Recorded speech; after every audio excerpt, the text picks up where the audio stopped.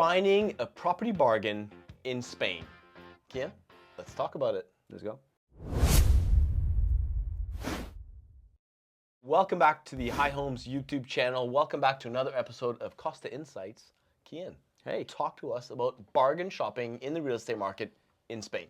I say there's two kinds of bargains. You got a bargain and you got a bargain. Right, and I'll elaborate on this, right? Okay. So first thing is, if someone's looking for a bargain, they're generally looking for a good deal. But a good deal can mean different things to different people, right? So you've got the buyer that's looking to buy a relocation home or holiday home in Spain. And that buyer is looking for a good deal, and he might be looking in a market of 400,000 euros and getting a 390,000 euro property is a bargain for him. He saves 10,000 euros in the market, spends some money on other things, just furniture, renovations, or whatever. That's one kind of bargain, and that's a very easy bargain to get. But people talking about bargains, they generally talk about something which is like 20, 30, 40% off, right? How do you get that? Imagine you today in February 2025 decide to jump into wanting to buy a bargain in Costa del Sol in Spain. You would go onto Idealista, which is like a portal. No? If you don't know what Idealista is, it's a portal. And you'd go property for sale in any place you're looking for. And then you're going to come up with a result page of X amount of properties. Now, are you going to find the bargain on there? You could do. Those are properties which are already on the market, are being viewed or whatever. I think that the way to get a bargain in Spain generally is, first of all, to understand and know what a bargain is. Because sometimes you get, I've seen it many times where a bargain comes up, interpret that as a bargain, right? So you need to understand the market, know where pricing is, where trends are at, and you need to understand and be able to see what a bargain is. Generally, bargains won't be on the open market. They can be on the open market, but generally they're not.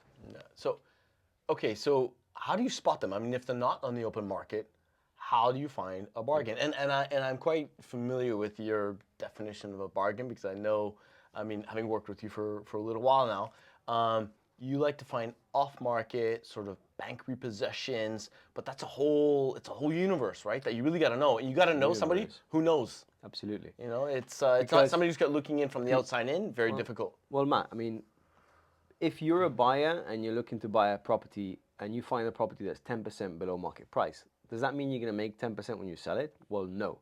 Right, so there's certain tax implications. In Spain, unfortunately, you have in Andalusia, where we are, you have 10% of cost going in, and you have another 10% going out. So if you buy a property which is even 20% below market price, you'll break even. That's the reality no agents talk about, because they just want to sell properties, right? So the reality is you're 10% in and you're 10% out. So if you buy a property which is 30% below market price, you'll make it 10%, and then you're going to be taxed on it.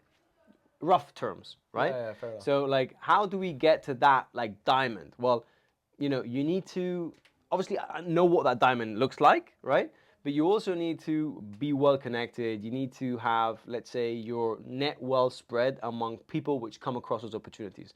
Those opportunities might be distressed properties, people which unfortunately are going through situations, need to liquidate fast, people that have financial issues, bank mortgages. Something that we're very active with on the side is auctions. It's one of the best ways to find properties. But are these clean-cut sales? Are they clean? They're not clean. They're very messy. And generally speaking, the messier they are, the more interesting they are.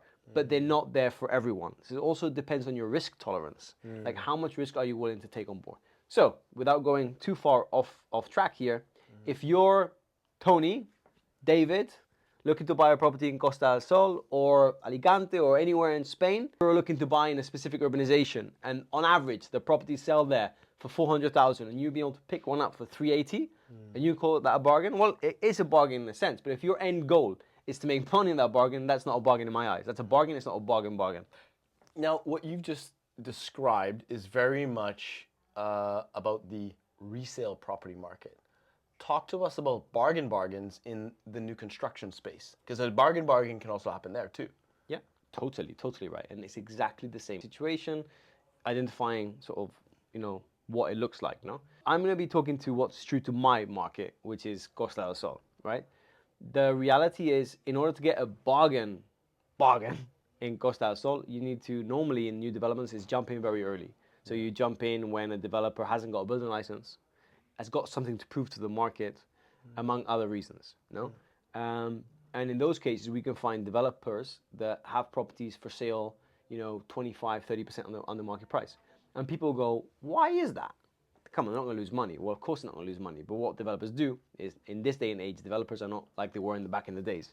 There used to be a family maybe that used to do a development of 50 apartments. Nowadays, developers are big investment funds. Kronos, Aedas, you name them, massive investment funds. Listed companies. Listed companies, but they basically buy banks of land. Now, let's give a quick example. They buy land for 100 apartments, right? And they buy that cash outright, right?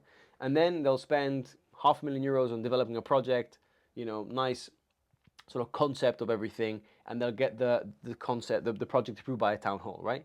And then they'll put it on the market. They'll get a very reduced amount of property, so they might get like, let's say, 15% of those properties of the entire development, and put it on the market in what they call pre-launch. They've applied for the license, don't yet have the license, and put these properties on the market.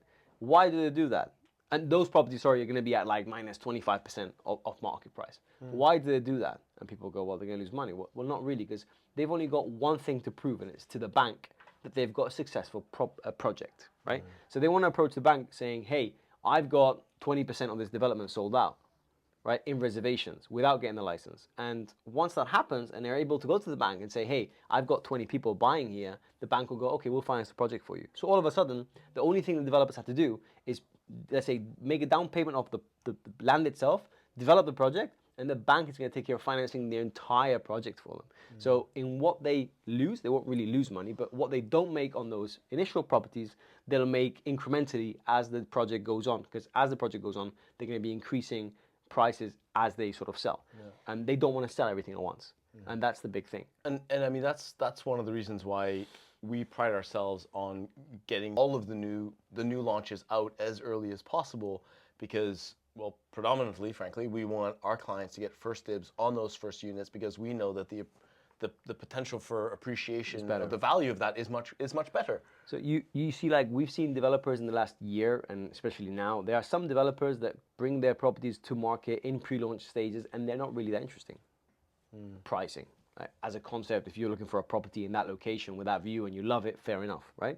But like, we're now seeing some developers that bring properties to market in pre-launch stages at market price. Okay, maybe slightly below, but they're not that interesting. Other developers are. So like, there's a proper mix. The same as in the resale market, there's a mix of different properties. In the new development market, there's a mix of different things as well. Yeah. Is there any risk for buyers that come in on the early stages and buy with a developer? So they're getting this bargain that we're talking about, but they come in and they buy with a developer that doesn't have a building license yet. Like, talk to us about is there a risk for buying in the development that doesn't have a building license, or not necessarily? Your risk is your reservation, because normally there's no bank guarantee against a reservation. So the amount that you put down as a reservation, that's what you're risking, which is typically 10,000 euros. 6 to 10,000. If that's a risk, it's not really a risk, but I would say that if you want to call that a risk, it's a risk. When you pay your 30%, that's when you're gonna have a bank guarantee in place, and there's. And at that stage, the building license will also be in place. I'm a buyer. I'm on the market. I want to bargain. What do I do? So, I think, first of all, assess yourself. What you want to be buying. Make a very clear plan. I want this, this, and this, and these areas. The more specific your area is, the more sure you are about your location, the better. You need to know, right, I want to buy in this sort of range, or this sort of range of kilometers now. You need to really have a very good connection. So you need to have connections. If you're in the resale market, I would say with 1 or 2 agencies, know exactly what your expectations are and what you're looking for, okay?